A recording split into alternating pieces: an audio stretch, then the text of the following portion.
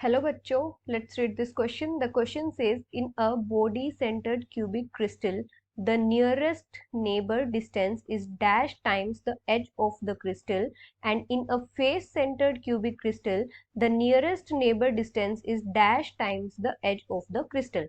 अब इसमें हमसे क्या पूछा गया है, हमें बताना है कि बॉडी सेंटर्ड क्यूबिक जो क्रिस्टल है उसमें नियरेस्ट नेबरिंग डिस्टेंस का क्या रेशियो होगा हमारे एज ऑफ द क्रिस्टल के साथ। और सेकंड हमें बताना है जो फेस सेंटर्ड क्यूबिक क्रिस्टल है उसके जो नियरेस्ट नेबरिंग डिस्टेंस है उसका हमारा क्या रेशियो होगा एज ऑफ द क्रिस्टल के साथ। तो यहाँ पे हमारा की कंसेप्ट क्या होगा, हमें पहले पता होना चाहिए कि नियरेस्ट नेबरिंग डिस्टेंस क्या होता है। Nearest neighbouring distance, nearest neighbouring distance होता है हमारा किन्हीं भी दो एटम्स के बीच में जो मिनिमम डिस्टेंस होता है किसी यूनिट सेल में उसको हम नियरेस्ट नेबरिंग डिस्टेंस बोलते हैं, या जिस डिस्टेंस पे वो एटम्स एक दूसरे को टच कर रहे होते हैं। अभी बात हो रही है यहाँ पे बीसीसी की, मतलब बॉडी सेंटर्ड क्यूबिक क्रिस्टल की। तो हम बीसीसी में देखते हैं कि हमारा नियरेस्ट नेबरिंग डिस्टेंस कितना होता है। जैसे ये हमारा कोई भी बीसीसी यूनिट सेल है,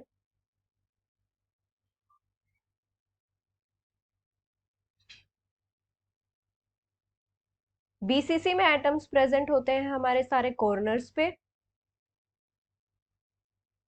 और एक एटम प्रेजेंट होता है हमारा बॉडी सेंटर में। अभी जो हमारा ये बॉडी डायगोनल होता है इस पे जो ये एटम्स होते हैं ये एक दूसरे को टच कर रहे होते हैं, मतलब इस एटम और इस एटम के बीच का जो डिस्टेंस होता है वो हमारा नियरेस्ट नेबरिंग डिस्टेंस होता है, मतलब ये हमारा बॉडी डायगोनल है। तो हमारा जो यहां से लेके यहां तक का डिस्टेंस होगा ये हमारा नियरेस्ट नेबरिंग डिस्टेंस होगा इस यूनिट सेल में, क्योंकि ये जो दो एटम्स हैं ये एक दूसरे को टच कर रहे हैं। तो हमारे बॉडी डायगोनल कितना होता है, बॉडी डायगोनल होता है हमारा a√3। तो जो हमारा नियरेस्ट नेबरिंग डिस्टेंस हो जाएगा वो कितना हो जाएगा, नियरेस्ट नेबरिंग डिस्टेंस, ये इसके सेंटर में प्रेजेंट है एटम, तो ये कितना हो जाएगा बॉडी डायगोनल का हाफ, तो मतलब a√3/2। अभी हम इस डिस्टेंस को x कंसीडर कर लेते हैं, तो हमें रेशियो निकालना है नियरेस्ट नेबरिंग डिस्टेंस का और एज लेंथ का। एज लेंथ को हम क्या कंसीडर करते हैं किसी यूनिट सेल में, a से। एज लेंथ कितनी है हमारी a। अब हमारा रेशियो कितना आ जाएगा, nearest neighbouring distance to the edge length. तो x हमारा कितना है यहाँ पे a√3/2, एज लेंथ कितनी है a से a कैंसिल हो जाएगा तो √3/2। अब √3 को हम क्या लिख सकते हैं 1.732 डिवाइडेड बाई 2, तो ये हमारा कितना आ जाएगा 0.866। तो ये रेशियो आ जाएगा हमारा 0.866।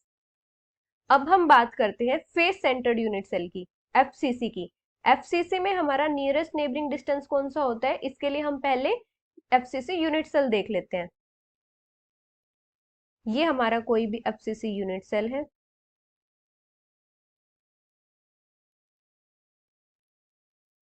एफसीसी यूनिट सेल में हमारे एटम्स प्रेजेंट होते हैं कॉर्नर्स पे और सारे के सारे फेसेस पे,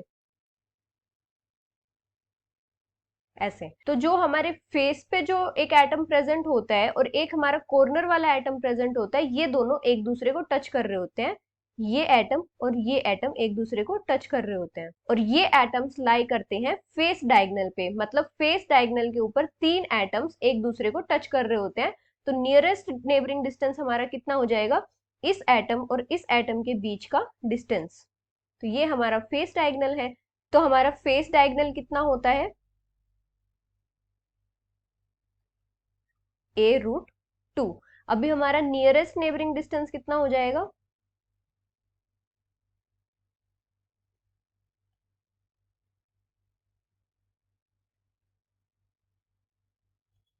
नियरेस्ट नेबरिंग डिस्टेंस है हमारा इस डायगोनल पे तीन एटम्स लाई कर रहे हैं और जो ये सेंटर वाला एटम है ये कॉर्नर वाले एटम को टच कर रहा है, तो नियरेस्ट नेबरिंग डिस्टेंस हमारा कितना हो जाएगा फेस डायगोनल का हाफ, मतलब 2 डिवाइडेड बाई 2, तो ये हमारा कितना हो जाएगा a डिवाइडेड बाई रूट 2। अभी हमारी एज लेंथ कितनी है, एज लेंथ हम कंसीडर करते हैं किसी भी यूनिट सेल में a, तो हमारा रेशियो क्या हो जाएगा, nearest neighbouring distance to the edge length. Nearest neighbouring distance कितना है a रूट 2, एज लेंथ कितनी है a, तो हमारा कितना हो जाएगा 1 डिवाइडेड बाई रूट 2। रूट 2 की वैल्यू कितनी होती है 1.414, तो हमारा कितना रेशियो आ जाएगा 0.707। So the final answer is 0.866 times and 0.707 times. Hope you understood it well. Best of luck.